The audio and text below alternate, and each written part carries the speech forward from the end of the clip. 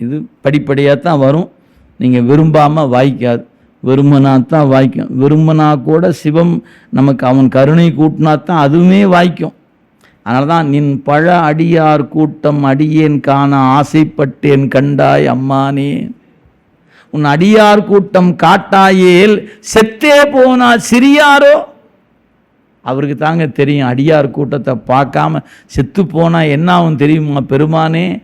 கதர்ன மாணிக்க வாசருக்கு தான் தெரியும். அடியார் கூட்டத்தை காட்டாமல் விட்டுட்டினா கடவுளே பெருமானே இந்த உலகம் என்னை பார்த்து சிரிக்காதாயா. நமக்கு அடியார் கூட்டத்தை கொடுத்து வச்சிருக்கிறதுனால நமக்கு அது தெரிய மாட்டேங்க. சத்தியமான உண்மைங்க. நமக்கு எல்லா வாய்ப்பும் கையில் இருப்பதுனால நமக்கு நம்ம பெருமை தெரியல.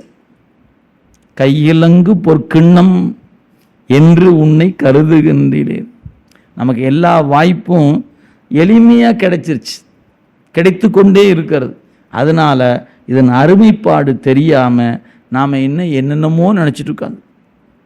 இதெல்லாம் நீங்கள் எப்போது நம்ம அறிவுக்கு எட்டும் தெரியாத விடயமாகவே நின்று கொண்டு இருக்குதுங்க. கொஞ்சமாவது சிந்திக்கணும். இன்றைக்கி நமக்கு கிடைத்த வாழ்க்கை வாய்ப்பு இதெல்லாம் உலகம் முழுக்க தேடினா இல்லாத ஒரு வாய்ப்பு என்பதை திரும்ப திரும்ப திரும்ப திரும்ப நினச்சி பாருங்கள். திருத்தத்துக்கான வாய்ப்பை முதல்ல அறிவில் நாம் நினைக்கணும். பெருமானே இந்த கருத்திலிருந்து என்னை திருத்தி கொடு என்று நீங்கள் விரும்பினா அவன் தயாராக இருக்கிறான்.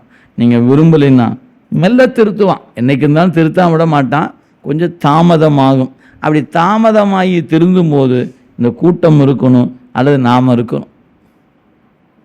ரெண்டும் இல்லாமல் போச்சுன்னா கடைசியில் வருத்தம் தான் வருங்க. பார்த்துக்கொள்ளுங்க.